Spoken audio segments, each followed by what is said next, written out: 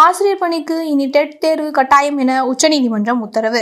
ஆசிரியர் தகுதி தேர்வு தொடர்பாக தமிழக அரசு தொடர்ந்த வழக்கில் ஆசிரியர்கள் பணியில் தொடர்வதற்கும் பணி உயர்வு பெறுவதற்கும் டெட் தேர்வு கட்டாயம் என உச்சநீதிமன்றம் உத்தரவு பிறப்பித்துள்ளது. கடந்த 2009ஆம் ஆண்டு மத்திய அரசு கல்வி உரிமை சட்டத்தை கொண்டு வந்தது. இந்த சட்டத்தின்படி ஆசிரியர் பணியில் நியமிக்கப்பட்டவர்கள் டெட் எனப்படும் ஆசிரியர் தகுதி தேர்வில் 60% மதிப்பெண் பெற்று தேர்ச்சி பெற்றிருக்க வேண்டும் என 2011இல் தமிழக அரசு உத்தரவு பிறப்பித்தது.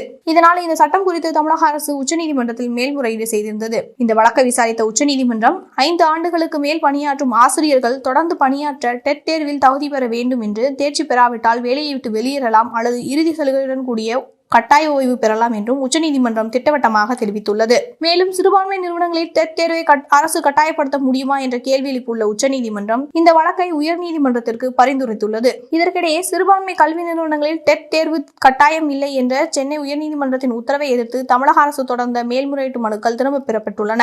இதனால் சிறுபான்மை நிறுவனங்களில் டெட் தேர்வில் இருந்து விலக்கு அளித்திருப்பதை அரசு தொடர விரும்பவில்லை. இந்த கொள்கை முடிவில் இருந்து பின்வாங்கியுள்ளது.